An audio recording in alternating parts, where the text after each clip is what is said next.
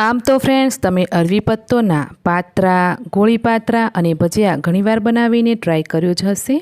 આજે આપણે બનાવીશું ખૂબ જ ઓછા તેલમાં બનવાવાળા પાત્રાના મુઠિયા। આ મુઠિયા ખાવામાં બહુ જ સ્વાદિષ્ટ લાગે છે, એકદમ ચટપટા બનીને તૈયાર થાય છે। બનાવવામાં સમય પણ બહુ ઓછો જોઈએ છે।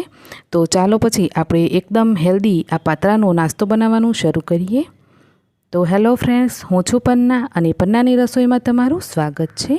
અળવી પાનના મુઠિયા બનાવવા માટે મેં અળવીના પાન લીધા છે, જેને આપણે પાત્રાના પાન પણ કહીએ। 17 થી 18 જેટલા પાન લીધા છે। પાન એકદમ ફ્રેશ, કાચા અને તાજા હોય એવા લેવાના। અહીંયા તમારે પાત્રાના પાન છે એને ધોઈ અને સાફ કરીને લેવાના। હવે આ પાનને આપણે ચોપ કરવાના છે, તો એક એક પત્તાને ચોપ કરવાની જરૂર નથી। આ રીતે એકબીજા ઉપર પત્તાને ગોઠવી દેવાના। ત્યાર પછી એને આ રીતે રાખી અને એની બે સાઈડોથી પત્તાને કાપી કાઢવાના, એટલે એની વચ્ચે જે જાડી નસ હોય એ અલગ થઈ જશે। તો એકદમ સરળતાથી તમે જેટલા પણ પાન કાપવા હોય એટલા ઓછા સમયમાં કાપીને તૈયાર કરી શકશો। તો આ જુઓ, આ રીતની એની વચ્ચેની જે નસ હોય એ નીકળી જશે અને વધારે ટાઈમ કે વધારે મહેનત પણ નહીં જાય। તો હવે આપણે પત્તોને આ રીતે ગોઠવી અને ચોપ કરી લઈએ। તો અહીંયા એકદમ પતલા પતલા અને એને લચ્છોમાં કટ કરી લેવાના। તો તમે આને આ રીતે કટ કરી ત્યાર પછી બધા લચ્છાને ભેગા કરી પકડી અને એની વચ્ચેથી એક બે કટ લગાવી દેવાના, એટલે એકદમ સરસ એવા આપણા પાત્રાના પાન જે છે એ કપાઈને તૈયાર થશે। તો આ રીતે મેં બધા જ પાનને કટ કરી લીધા છે। હવે કટ કરેલા પત્તાના આપણે એક વાસણની અંદર લઈ લઈએ। હવે એની અંદર બધી વસ્તુ એકઠી કરીશું। તો સૌથી પહેલાં અહીંયા લેશું આપણે 1.5 કપ જેટલો ઘઉંનો જાડો લોટ। તો અહીંયા તમારી પાસે ઘઉંનો જાડો લોટ ના હોય, એટલે કે કકરો લોટ ના હોય, તો તમે એની અંદર સૂજી ભેળવીને જે નોર્મલ રોટલીનો લોટ આવે એ પણ લઈ શકો। અને એની સાથે 1 કપ આપણે બેસન લેશું, 2 ચમચી જેટલું ધાણા જીરું પાવડર, 1 ચમચી લાલ મરચું પાવડર, 1/4 ચમચી જેટલો ગરમ મસાલો અને અડધી ચમચી જેટલો હળદર પાવડર અને સ્વાદ પ્રમાણે મીઠું નાખીશું। તો અત્યારે અડધો ચમચી મીઠું નાખીને આપણે રાખીએ। ત્યાર પછી 1 ચમચી આદુ લસણ મરચાંની પેસ્ટ નાખવાની।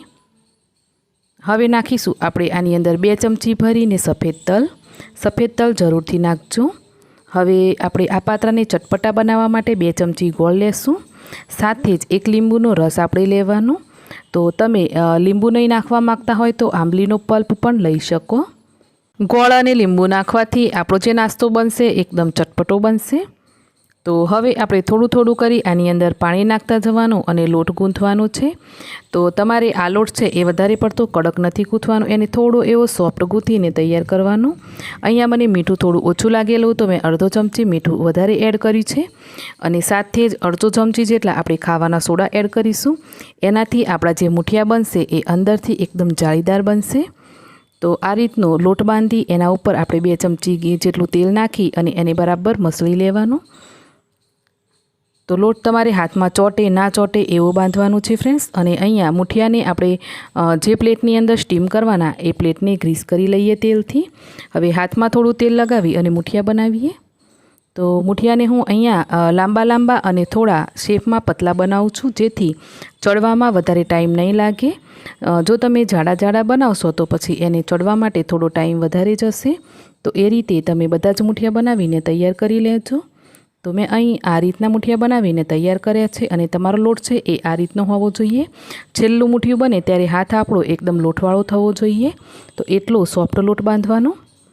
અને અહીંયા આપણે બધા જ મુઠિયા બનાવી તૈયાર કરી લીધા છે। તો ચાલો હવે મુઠિયાને આપણે સ્ટીમ કરવા માટે જઈએ। તો મુઠિયાને સ્ટીમ કરવા માટે મેં પહેલાંથી સ્ટીમર છે એ રેડી કરી રાખ્યું છે। તો હવે આપણે મુઠિયાની પ્લેટને આની અંદર સેટ કરી દઈએ અને અડધો કલાક માટે મુઠિયાને ધીમા ગેસ ઉપર આપણે બરાબર બફાવા દેવાના છે। તો જ્યારે મેં મુઠિયાને બફાવા માટે મૂક્યા ત્યારે લાઇટ હતું અને જ્યારે મુઠિયા બફાઈ રહ્યા તો લાઇટ હતી એ જતી રહેલી। તો મેં અહીંયા મોબાઈલની ટોર્ચથી આ પછીનો વિડીયો શૂટ કર્યો છે। તો અહીંયા અડધો કલાક પછી તમારે ચપ્પુ નાખીને ચેક કરી લેવાનું, એકદમ ક્લીન નીકળે, મતલબ કે આપણા મુઠિયા સરસ એવા બફાઈ ગયા છે। તો હવે એને ઉતારી થોડા ઠંડા થવા દેશું, ત્યાર પછી કટ કરી લેશું। તો તમે ઈચ્છો તો આ મુઠિયાને આ રીતે ડાયરેક્ટ ખાઈ શકો છો, કોઈ પણ ચટણી કે સોસ સાથે, પરંતુ આજે આપણે આ મુઠિયાને વઘાર કરીને ખાશું, જેથી વધારે સારા લાગશે। અને અહીંયા તમે જોઈ શકો કે મુઠિયું કેટલું સરસ એવું જાળીવાળું અને સોફ્ટ બન્યું છે। તો બધા જ મુઠિયાને કટ કરી લીધા।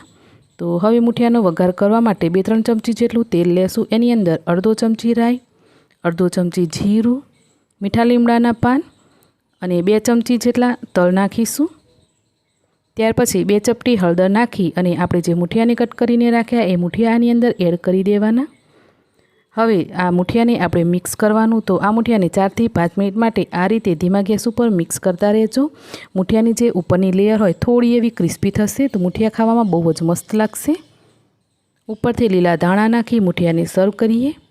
તો ફ્રેન્ડ્સ, આજની મારી પત્તોના મુઠિયાની રેસીપી કેવી લાગી મને કોમેન્ટ કરી જરૂરથી જણાવજો. બહુ ખાધા અળવી પાનના પાત્રા, ગોળી પાત્રા અને ભજીયા હવે બનાવજો મુઠિયા. જરૂરથી એકવાર ટ્રાય કરજો. રેસીપી ગમી હોય તો ફેમિલી ફ્રેન્ડ સાથે શેર કરજો. આવજો.